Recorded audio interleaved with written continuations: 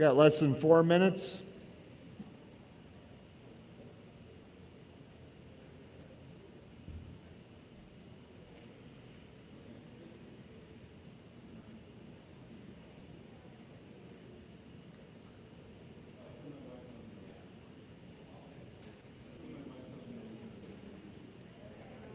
How's it going? Good. Just the usual run from class 1. Yeah. Get my breath back. Feel that altitude.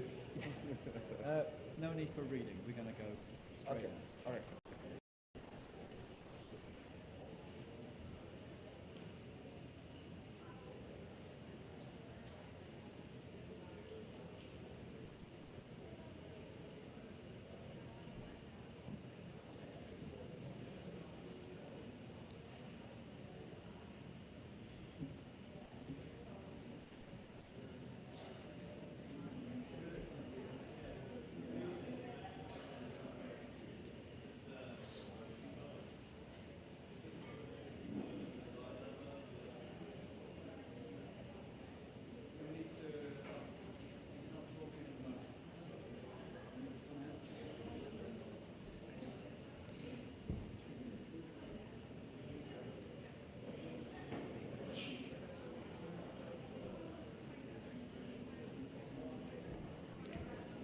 Two minutes.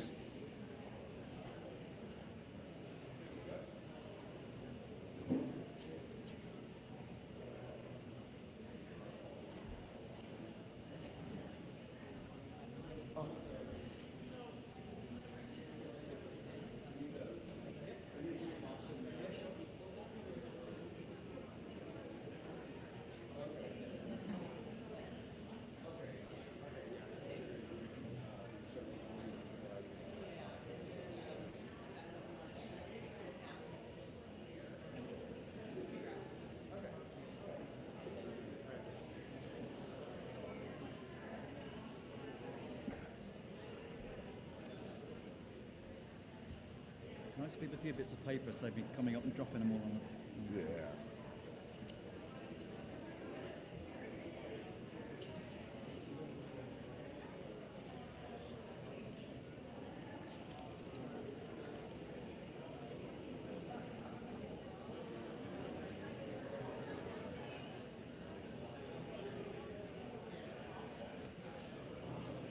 We got 1 minute. If we could all take our seats, please.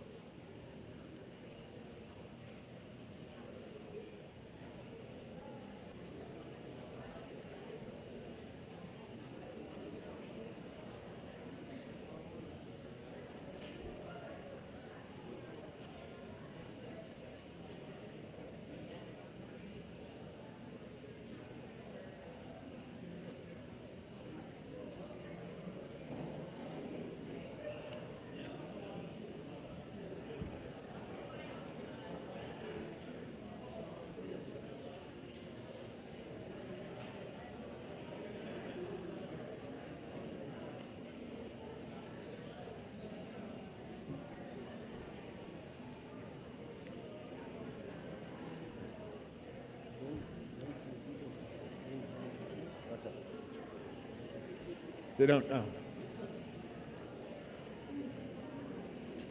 All right, folks, if we can sit down, please. Getting ready to start.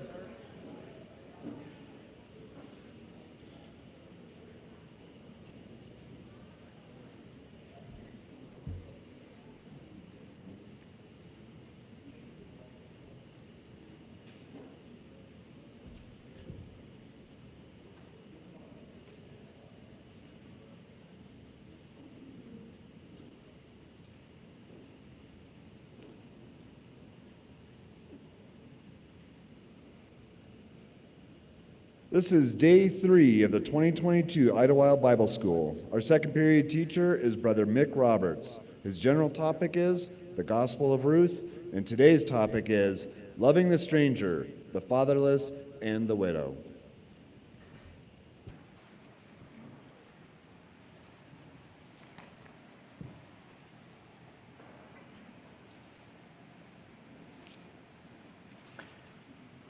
Morning, brothers and sisters. Good morning. I've had a great morning with the young people this morning who were full of questions and lively and vibrant, a little bit like you this morning, which is really good. Wait till Friday. Wait till Friday, yeah, that's right. So today we're going to take a look under this broad heading, continuing our exploration of the Gospel of Ruth, by taking a look at this theme of loving those who are the strangers, the fatherless, and the widow. And of course that's clearly at the heart when we think about the whole message that we get from Ruth, with a Gentile bride, the stranger that's brought in to be a part of the household of Israel. I've said a few times that the story of Ruth, the Gospel of Ruth, is our story. And it really starts to unfold in particular when we get into chapter 2, which is where we're going to spend much of our time today. And it starts to open up so many things. I guess if you were to ask me which is my favorite chapter in Scripture, it probably is this chapter 2. And every time I read it, I find something else strikes me, something else I'd not thought about. And I appreciate the various comments and bits of feedback and observations that people have shared with me between classes, because you're also doing the same thing. You're reading it and saying, I've never noticed this before, I've never thought about that before, and that's brilliant. Let's keep doing that. I also, speaking to Brother Josh on the patio last night, I think he was trying to be very subtle when he said, you do realize, Brother Mick, that there's only 6 sessions and we haven't even got to the end of chapter 1 yet. He was very subtle in his approach. So don't worry, we do get to the top of the hill and we're going to start going down. We'll get a bit quicker as we get in. But this first chapter of Ruth that we concentrated on in our first couple of talks was really setting the scene. And it was introducing this idea of this being the gospel, which is the gospel which has changed and shapes our life. So today we're going to meet Boaz, but we're not going to focus too much on Boaz. We're just going to spend a bit of time in his field. Okay, but we'll take a closer look at Boaz in due course.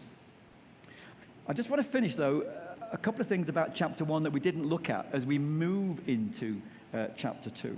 We talked a bit yesterday about how Naomi came back a shadow of the woman that she was when she'd gone away before. We suggested that it may be that she was part of a family of some standing in the community in Bethlehem, and that now she'd come back a shadow of her former self, widowed and having lost her children, and aged, no doubt, not just by the years, but by the experiences which had been a part of her life while she was in Moab. And when she got back, do you remember we read those words towards the end of the chapter? When she says, don't call me Naomi anymore. Call me Mara, down in verse 20. For the Almighty has dealt very bitterly with me. I went out full, and the Lord has brought me home again empty. Now, I just want to pause and just think about this for a moment.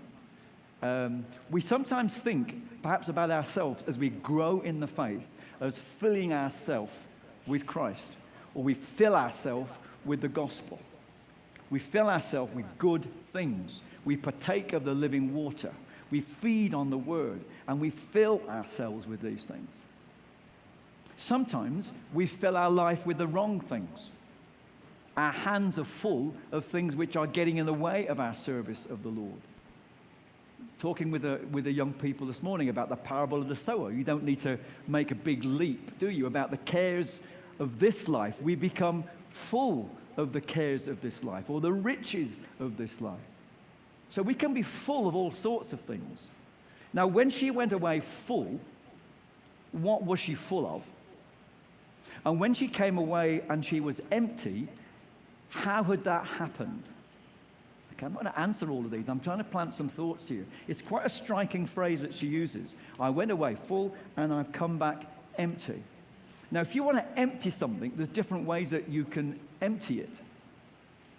And we can see with hindsight, can't we? We step back from the Gospel of Ruth and we say, well, it's because we know all 4 chapters, we know it all comes good in the end. But right now, for Naomi, my life's a mess. It's a disaster. I've been emptied. And sometimes you have to be emptied to be filled again. You see, with the story as it gives us about Naomi, when she was emptied, was that a slow process or was it a quick process? You can be emptied. The Lord could be emptying you right now. He's kind of punctured something and you're being emptied and something's draining away. You don't even know it's draining away. But one day you wake up and you realize, you know what? I thought I had a big reserve of spiritual fuel and I don't have it. Sometimes the Lord takes us and empties us by tipping us up and empties us and really causes us to say, I need your help, Lord. I don't know how to solve this. I'm overwhelmed by the circumstances in which I'm in. And it's interesting that when Naomi talks about these things, she talks about the Almighty. Now, you may have in your margin there El Shaddai. Maybe if we had time for the hymn, and you know that hymn from Praise the Lord, I'd really like that one. El Shaddai, the one who oversees us. We're going to need to get Jason's help to really pick that apart, because it's one of those words and phrases that appears to have so many shades of meaning. But perhaps we get a sense of, this is the one who oversees what's going on and hovers above me in my life and knows what's happening. The Almighty One that oversees me, he's dealt with me in this way. And I don't know, I'm just going to suggest, that when she refers to these things and can maybe see that the Lord's emptied me, maybe this was a recognition that I really did mess up when we went to Moab. Maybe we talked the other day to what extent she was involved in that decision and that conversation. But she says that the Lord has been involved here. His hand has been at work and has emptied me. And sometimes the Lord is emptying you and he's emptying me. And sometimes that's a tip-up process, and sometimes it's a hole that's almost imperceptible process that we don't even know that it's gone.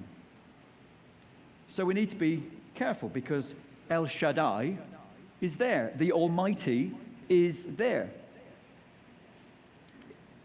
It's interesting when you look at the idea of El Shaddai and how that works. We saw it in that verse 21. I went out full, and the Lord now we've got, has brought me home again empty. Why do you call me Naomi, since the Lord has testified against me, and the Almighty, El Shaddai, has afflicted me? The one who is there to hover over me has actually afflicted me. What is it that I've done wrong? I need to do some self-examination. So we're starting today's class by just reminding ourselves of the depth to which Naomi's life had gone and how things are going to change. And what's wonderful, as we get into chapter 2, we almost start to see a turning of the whole situation.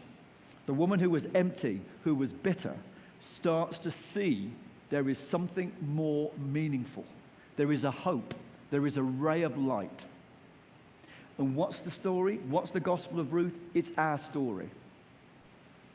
If there's Naomi, a representation of Israel, has lost her way, she is going to find salvation ultimately because of a mighty man from Bethlehem. She has to realize that this mighty man from Bethlehem, who can save the name, who can save the house from extinction, he's the one who can do it. And you know what? It needs a change. And the change that comes about is primarily because of a Gentile who comes and opens up the thinking that there is somebody. And there appears the Gentile bride-to-be in Ruth, who goes to the field. And it happens to be the field of Boaz. And she is introduced to the mighty man from Bethlehem. And that mighty man from Bethlehem, at first is just a name, is then ultimately, by the end of chapter 2, is seen as the Redeemer. And we suddenly find that Naomi, from the bitter, broken woman that she was, is now suddenly, by the time we get to the end, realizing that the Lord's hands maybe is at work. And by the time we come to start chapter 3, Naomi is saying, right, here's what we're going to do. And sometimes the Lord has to empty you and me. Sometimes the Lord has to provide the right person at the right time to connect with a mighty man from Bethlehem. And sometimes it takes a while before, we might say, the penny really drops. Now I get it. Now I need to do something. It's the gospel of Ruth, but in a way, it's also the gospel of Naomi, isn't it? It's her seeing the hope and the salvation that's possible because of the mighty man from Bethlehem. So chapter 2 begins by telling us something about the wonderful Ruth, who isn't going to sit there. There was a relative of Naomi's husband, a man of great wealth, of the family of Elimelech. His name was Boaz. So Ruth, the Moabitess, said to Naomi, please let me go to the field and glean heads of grain after him in whose sight I might find favor. Now, you've read this hundreds of times, okay? So here's some questions. How did she know about gleaning? Presumably, that's something which she had spoken about with Naomi. She's not an expert in the law of Moses, is she? Somebody must have explained it to her, unless it was a custom and practice in Moab. Maybe. How does she know that she might go and find favor? The word that we've got there is often translated in Scripture as grace. 38 times it's translated as grace, and 26 times it's translated as favor. I want to find grace. And you start to see our story unfold. The Gentile who was once a long way off, a stranger and a foreigner to the promises made to Abraham, alienated from these things that matter, that we know that the Lord has revealed. Working through that family, that nation. She was a stranger to it. But now she's come and she's talking about gleaning and she's talking about finding grace. That's your story and that's my story. The Lord doesn't want us to become a Jew. He wants us to become a spiritual Jew. He wants us to be linked to that household. So, we've got already opening up for us some amazing ideas in the opening verses of chapter 2. The one where I may find grace. And it was just the right field. When we read the opening verses, you could read it as saying she knew exactly where to go. That may be the case. There was a man of great wealth who has a field. He's a relative. But the word which is used there of relative is a word which in the Hebrew I understand means a familiar friend. There's someone out there with a vague connection, we might say.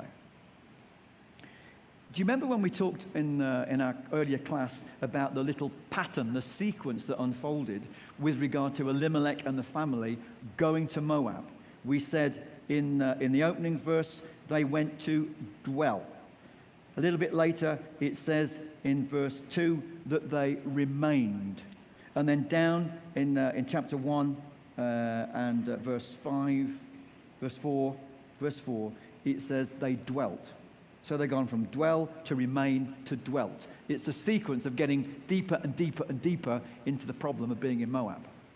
Now, in chapter 2, we've got it coming the other way.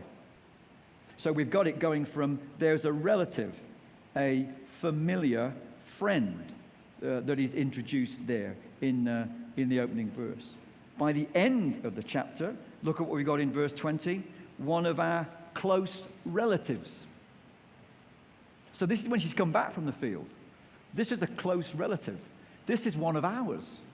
This is, if you've got a marginal reference, this is the Redeemer. This is the one who can sort out our problem. This is the one who can save us, we might say. So we've gone from the mighty man of Bethlehem being a vague friend, a vague acquaintance. And that's how it was perhaps for us, as the foreigners and the strangers that we are.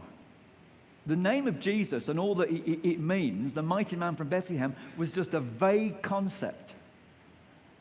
But when we come to actually spend some time in his field, we get to appreciate he's a close relative. For the Jews, of course, he was a close relative. He was the king of the Jews. For us, of course, he is, as he is for them, our Redeemer. The one who can save us. The one who can step in and buy us back. And the word literally, I think in the Hebrew, when you go back and explore, conveys the idea of someone who can untie the knot. We've got ourselves in a right mess. A Redeemer can untie the knot. He can sort things out. He can buy us back. He can put us back on the road to recovery and save us. And that's our story. The gospel of Ruth is our story. And it's also giving us an insight into the salvation made possible for Naomi. If she would also but look to the mighty man from Bethlehem, as indeed the Jews need to look to the mighty man from Bethlehem, it's just that they've not realized that yet, or at least not all of them have realized that yet, or indeed not many of them have realized that yet. Where's she going to go? Let me go to the field. We'll talk a bit more about the character of Ruth, but we've got this idea of let me go to the field and glean heads of grain after him in whose sight I might find favor. Now, I know there are lots of brothers who get really excited about numbers. I'm going to admit now, I am not one of those brothers who gets really excited about numbers. And that's not being disparaging of those who do get excited about numbers. And I wish I could be more excited about numbers. Because when they get excited, I wish I could be excited with them. And maybe you have that experience. You get a brother or sister that says, it says this 23 times in this chapter. And you kind of, yeah. And your point is? And maybe you are one of those people. So I'm not being disparaging. I'm just genuinely saying, I'm not going to keep telling you, oh, this appears this many times and this appears that many times. But I do find it interesting when brothers and sisters and commentators talk about how numbers may be symbolic of certain things. And sometimes I feel they might be stretching a point, and sometimes, no, I get that, I understand that. And people talk, don't they, about the number 5 as being associated with grace. Yeah. So what I find quite interesting is, let me go to the field where I might find grace. Okay? So I want to find a field where I'll find grace. Now, I think I'm reading it right, but when I look at chapter 2, I find the word field appearing 5 times. Okay, now, that may have no significance because, as I'm sure Jason will tell us, yeah, but Scripture wasn't divided up when it was written like that. As I learned last night, sometimes there weren't even any commas or breaks in the words. Okay, so I'm not going to get overexcited. But I just find it quite interesting. Okay, so I read about the field 5 times, and this is a chapter about grace, and that's, I think, is just as Justin has said, and I loved Jason's session last night, that Jason shares things with us, and he says, and that's interesting. And I think that's a really important way of approaching it. It doesn't mean it necessarily proves anything, but that's interesting. It's a chapter about grace, and we're here in the field where she's going to find it 5 times. What about that field? That's also interesting, isn't it? I was reminded of the hymn that we sometimes sing. The Lord, oh Lord, the earth is one great field. Is the field representative of Israel? Is the field representative of the world? How many parables does Jesus talk about in a field, where things happen in the field, and the word is sown in the field, and tares and the wheat that grow in a field? And this is the field of Boaz. And the field of Boaz is a special field. And we will talk a bit about Boaz in our future talk. But we want to focus on what happens. If you want to go to the field of Boaz, it's no ordinary field. Because you can turn up as a foreigner and as a stranger. You can turn up as a widow You can turn up as someone with no helper. And you'll find help. You'll find security. You'll find affection. You'll find care. You'll find gentleness. That's what you find in this field. When you go to the field that belongs to the mighty man from Bethlehem. You and I have gone, haven't we? We've gone seeking grace. And when we go to the field, just like Ruth, we have an amazing experience. I know that some of you have been, I had a conversation, I can't remember everybody's name, but I had a conversation with someone in the food queue the other day who were talking about they've been rereading Ruth again, reading the chapters. And so I encouraged them to do that thing where one reads the words of Boaz and one reads the words of Ruth, and do it back and forth with each other and just see how it plays out and experience how beautiful it is. Because in this field, we're going to find that Ruth is just going to speak a couple of times.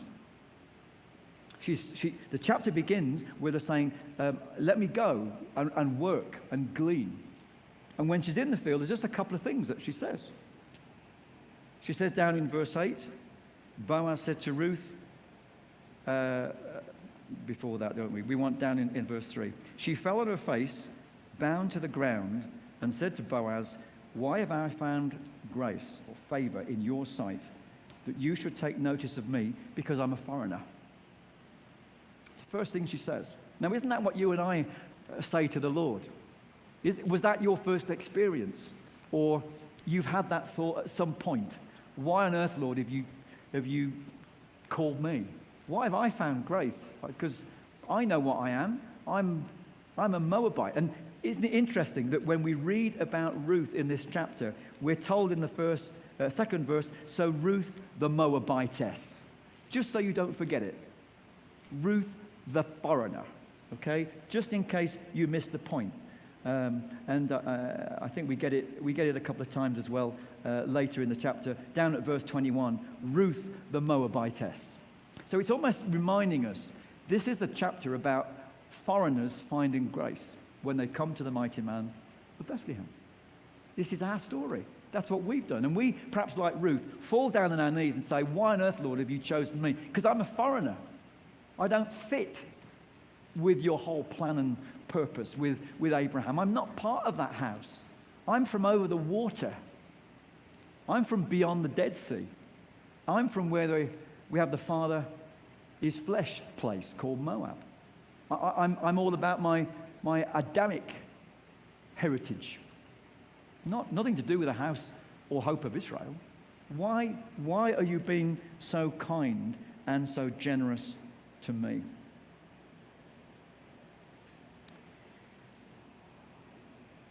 The next thing that she says,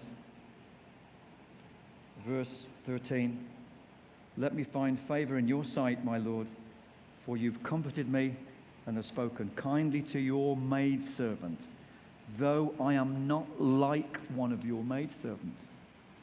You see, she really feels self-conscious, doesn't she? Now, I don't know enough about the Moabite culture or the Moabite dress or Moabite cultural features, any markings that there may have been on their bodies, either through cuts or through inks. There may have been a look that certain nationalities or certain cultural heritages produce. She may have looked different. She may have spoken different, like I speak differently to you. So I'm a foreigner in your land. So sometimes when I say things, I see so many furrowed brows go up, and I think, look, I'm talking about tomatoes. So I wonder how self-conscious she felt being in that field with all of the other workers.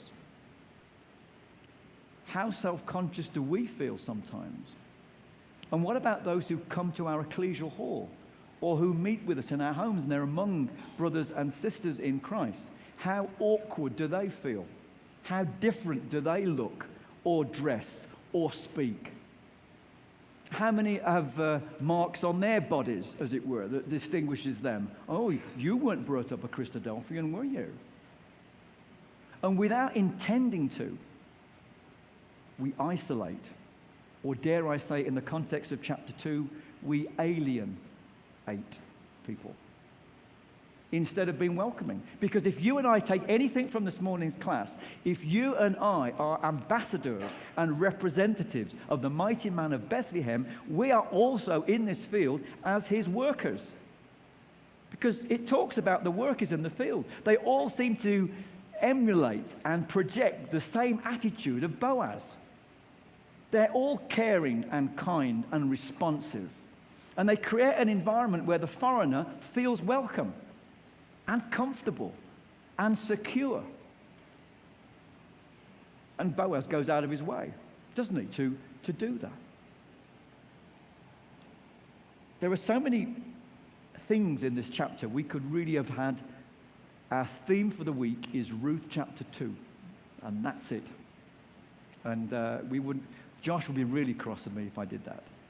So we're not just going to dig all the way into this chapter. We're just kind of teasing out a few things in relation to the idea of the stranger and the foreigner. Because the one thing, do you remember there were times when we find in the gospel record, do you remember that occasion in John 4 when Jesus is talking to the woman at the well? And the whole thing was, whoa, Jews don't talk to people like me. They don't sit and have conversations like this. Jesus worked at building that relationship. And Boaz does the same. And in fact, what does he do? Verse 14. Think about your story. Boaz said to her at mealtime, "Come here and eat bread." Okay, the pennies are dropping, aren't they? Come here and eat bread and dip your piece of bread in the vinegar, or we might say the wine vinegar. Come up to my table and have bread and wine. He's saying to the foreigner, come up to my table and have bread and wine. This is our story. Come and be a part of this community who work with me. And it says, so she sat beside the reapers. This is incredible, isn't it? Come and be a part of the community. Share in the bread and wine and sit with the reapers. Now, who are they? Well, they're the workers of Boaz. Now, we might say, is this figurative of the angels at work? Could be. Is it figurative of just those who are ambassadors for Christ? Or we are workers in the field? That's what that hymn was, wasn't it? The earth, the Lord, is one great field. And we're there wanting to work in the field. So when we read these words in chapter 2, come up and sit at the table. Come and sit with the reapers. Be a part of this community. I know you're different, but you're welcome at my table. I've had a few people this week when we've talked. It's always an interesting question. We sometimes say to each other, so tell me how you came into the truth. Or tell me what your connection is that made the gospel come to life for you. And for some of us, we begin that next sentence by saying, well, I came from outside. That's the word, that's the phrase, isn't it? We often use. I came from outside. Well, here's news, brothers and sisters. We all came from outside. That's the truth, isn't it? We all came from outside. It's just that some of us happen to be born into a family where the Bible was read and maybe there were people who had committed themselves to Christ, but we all came from outside. So none of us should feel intimidated because somebody happens to have... I suggested to someone, maybe the committee should, on the back of the lanyard badges, should have your family tree. Because I've heard so many conversations where people start saying, well, sister so-and-so is my cousin, that's my older brother, that's my younger brother, they're my nephews. And they kind of pointed around the room. And if you had there'd be some people at the Bible school here in Idyllwild who would have badges the side of billboards. Like the guys who stand on street corners advertising the new pizza place that's open. You'd be standing there saying, here's my family tree. And Mary and I will walk in, and there are others in this room who will walk in. And when you say, so tell me about your history, we'd turn our badge over and say, well, there's blank. There's no one I can point out here. There's no names you'll know. And that would be the same with Ruth. You won't know anyone of my family. You won't have even heard of Orpah, who was married to my ex-husband's brother. You won't even know her. You know nobody. You know nothing about my background. I've come here looking for grace. I've come to this field because it's the mighty man of Bethlehem's field, and this is where I'll find grace. And he's invited me to his table to have bread and to have wine and to sit alongside his workers, whether they are brethren and sisters, whether it's the angelic host. But I want to be made to feel welcome. Does that make sense? I hope so. And I guess what I'm saying then with all of this is we're trying to bring to life the idea that we've got a real responsibility. And Boaz, being Boaz, is a generous man. If you come to the mighty man of Bethlehem, you can expect generosity. Have you ever thought about this before? You know, when we read the law, we find a lot of very specific guidance about offerings, extremely detailed. We find very detailed information about giving of tithes. When we come to the words about gleaning, which is contained for us in the law, it doesn't say give a tenth of your field. It doesn't say give 2 cubits worth of your field. It says what? Leave the edges and leave the corners. Well, how big's a corner? How big's an edge? If we said, can we just clear the chairs so that the edges are free for people to walk? How many have got to move? Half the row or 1 in the row? If we said, can we just make sure that we leave enough in the corner? How big? Could be a square foot. Could be a square yard. It could be 10 yards. So, as far as this is concerned, when you glean in this field, this man seems to not just leave enough in the corner. What does he do? He gets his workers to deliberately drop. Let her have it and pick it up. And that's what the Lord does for us. He says, I want you. You haven't got to go searching. If I've come to the mighty man from Bethlehem, I haven't got to say, well, where's his generosity? Oh, it's in the corner. You've really got to go and look in the corner. Because Jesus, he doesn't give you a lot. It's kind of hidden in the corner. Or it's just on the very edge. You've got to move the chairs back so you can see it. It doesn't work like that, does it, with Jesus? Our mighty man from Bethlehem is a generous man, and Boaz is a generous man. And he tells his workers to let things drop. Let her glean among the sheaves. Don't reproach. Don't rebuke her. Verse 16, let grain also fall from the bundles purposefully for her. Leave it that she can glean. Ever thought about that before? Just think what the Lord has left for us, arranged for us. That we have not to go searching. It's there in abundance. And I think that's what he expects from us. He expects us to emulate the master. He expects that same generosity. I commend this as a Sunday school activity, as a little exercise, or with a youth group activity. Give them all a square dish of something that they love to eat. Jello. We know it's actually jelly, but you call it jello. Give them a square dish of jello and say, you eat it, but I'd like you to leave something for me to have in the corner. And just see what they leave. There'll be some kids you'll need a magnifying glass to see what they've left you. There'll be others who will, it's obvious, but just hold it up and say, well, look, there's a variation, isn't there, in how much gets left in the corner.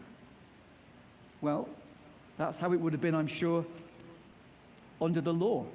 You would have interpreted it in a way that you felt was appropriate to your circumstance. But when it came to Boaz, there's plenty on the edge, there's plenty in the corner, and I've even got my co-workers leaving stuff for you deliberately.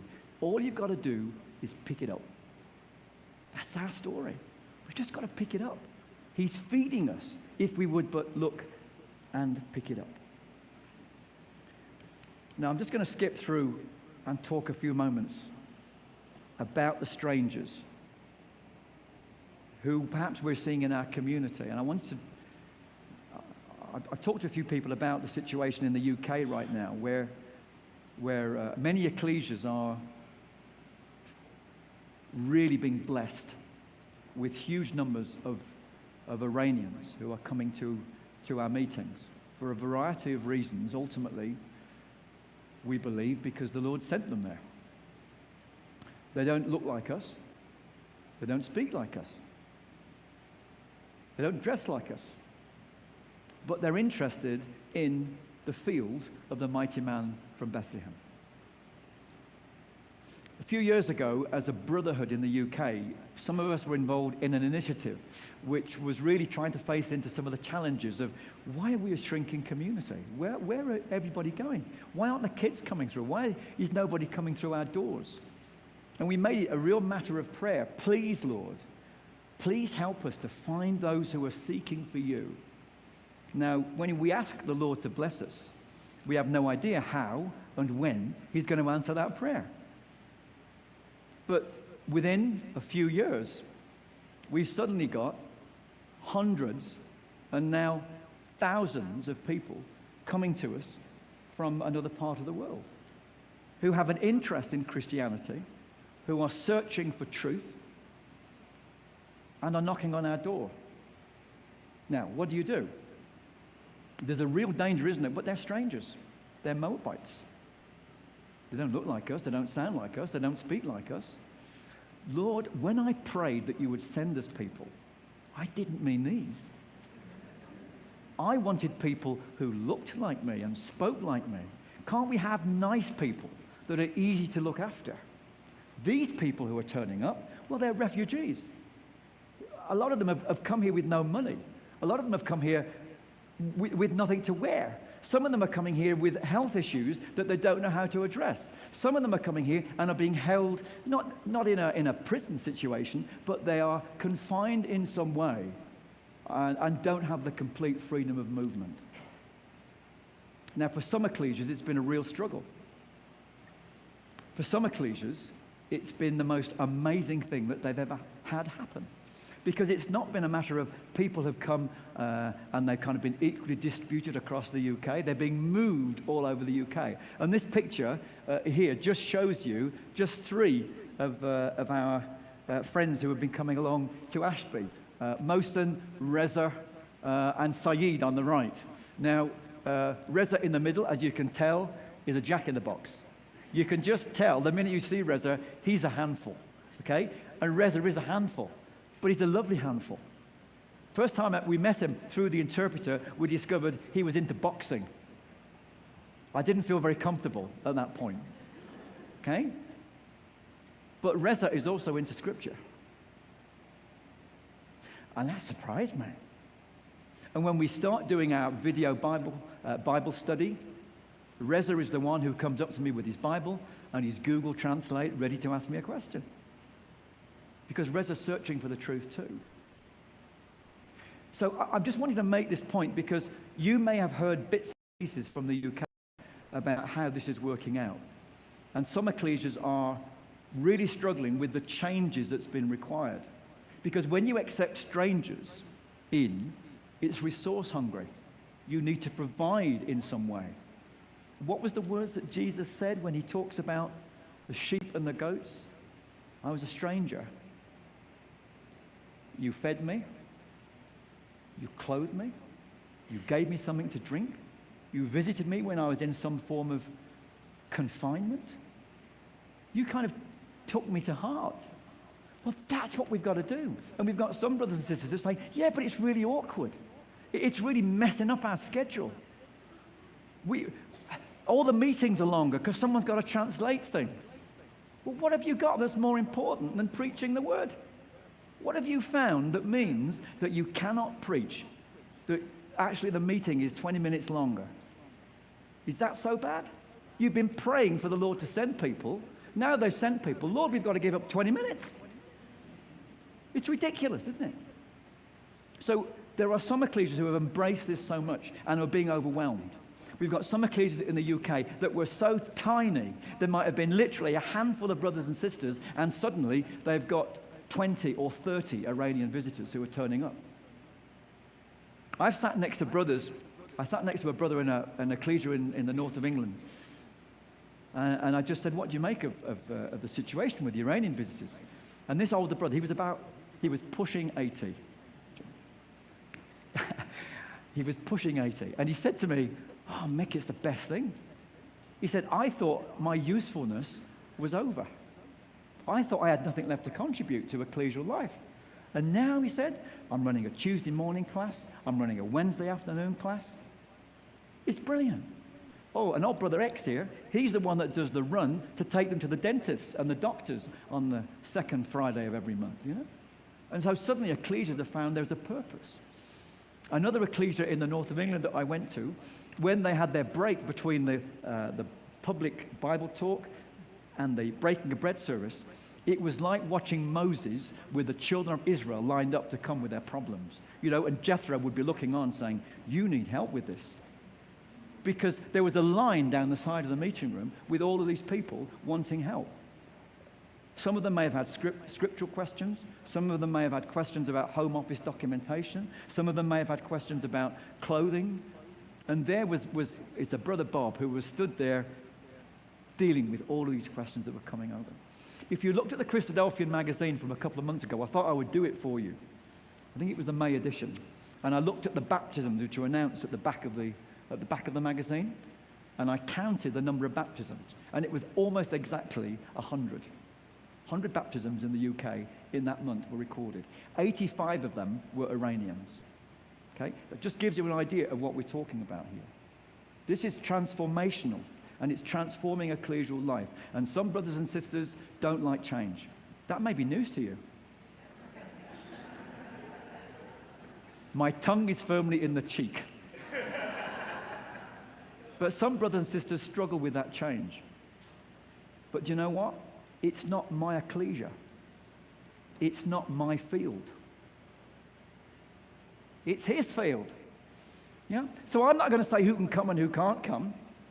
And if the Lord has invited someone to come and sit at this table, then it's up to me as one of the workers, isn't it, to make this stranger feel welcome, to make them feel at home in this field, and to be a part of what is going on.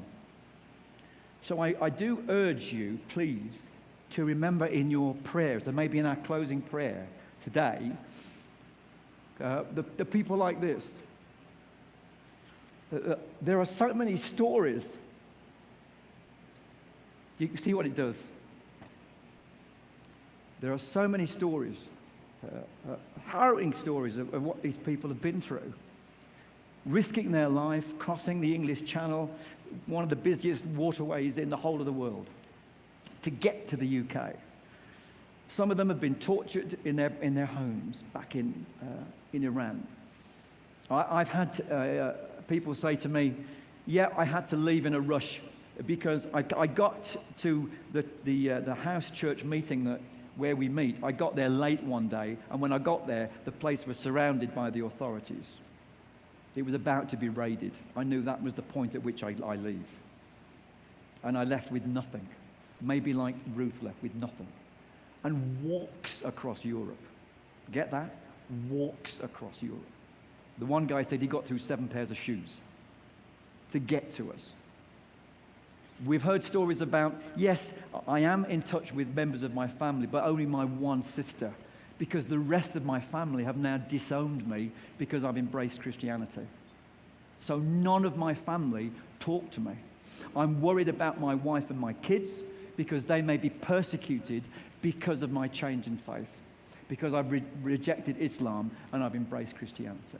Now, some of you will know about these things firsthand, and I urge those who do know about these things firsthand to share them with others, because as a community, we need to really work on this, because this was a tsunami that has hit the ecclesias in the UK, and I suspect may increasingly hit other parts of the world, including you. And what if this happened this week in your ecclesia, when 10 people turned up, foreigners, strangers?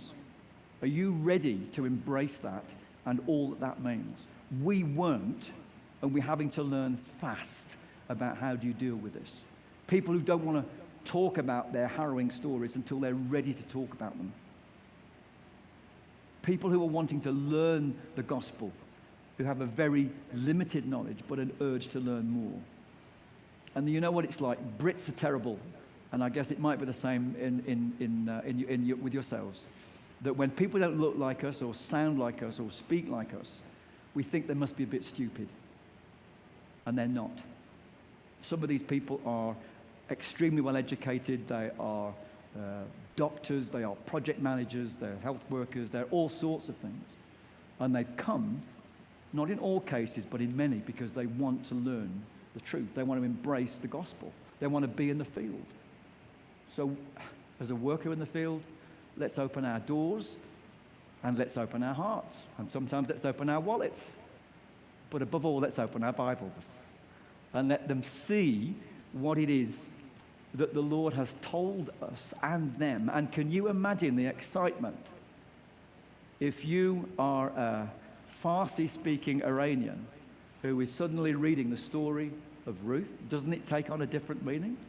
Because I know what it's like when you leave your family behind and you go somewhere where you don't know anybody, and somebody embraces you and looks after you and introduces you to the mighty man from Bethlehem, and suddenly your life is changed. It's a great blessing that we've got. So when you talk to Brits who are struggling with it, encourage them to stay strong with it and not worry that it's a bit disruptive.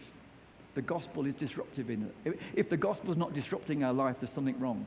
We may be complacent. We may be coasting. The Lord is going to put people in front of you and me who need the mighty man from Bethlehem. We're the workers in the field, brothers and sisters. It's a place for strangers. Let's make them welcome.